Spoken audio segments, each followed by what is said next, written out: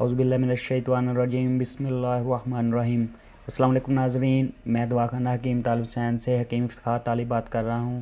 امید ہے آپ سب لوگ خیریت سے ہوں گے، اللہ تعالیٰ آپ کو صحت و تندرستی دے۔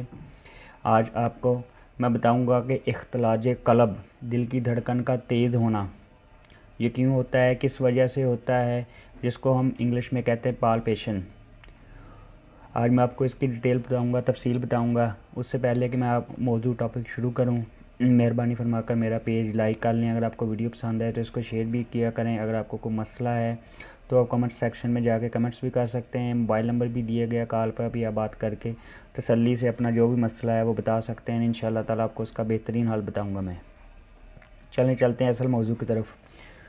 اختلاج قلب مطلب کہ دل کی دھڑکن کا تیز ہونا۔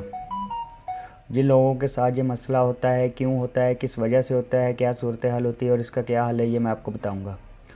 جو لوگ امراض معدہ میں مبتلا ہوتے ہیں، ان میں اختلاج قلب جیسا کہ دھڑکن کا تیز ہونا، گھبراہٹ ہونے کی شکایت خاص طور پر رات کے وقت زیادہ ہوتی ہے۔ رات کو ایسے لوگوں کے دل کی دھڑکن تیز ہو جاتی ہے، لہٰذا ان لوگوں کو غذائیں ایسی دی جائیں جو جلد ہضم ہوں اور معدے میں زیادہ دیر تک نہ رہیں، مثلاً یخنی، انڈا۔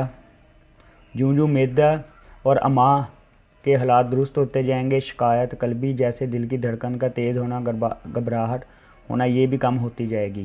یاد رکھیں، ہاضمے کو درست رکھنے کے لیے صبح و شام چہل قدمی بھی مفید ہے۔ کھانا بھوک سے کم کھانا چاہیے اور جب تک پہلی غذا ہضم نہ ہو جائے دوسرا کھانا نہیں کھانا چاہیے۔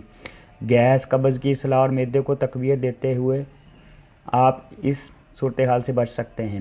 کوشش کریں کہ سادہ اور اچھی غذا کھائیں اور رات کو جلد سویں، صبح جلدی اٹھیں اور نماز کی عادت ڈالیں۔ امید ہے آپ کو میری یہ ویڈیو پسند آئی ہوگی۔ اللہ تعالیٰ آپ کو صحت و تندرستی دے، دعاؤں میں یاد رکھیے گا۔ پھر حاضر ہوں گا ایک نئی ویڈیو کے ساتھ۔ اللہ حافظ۔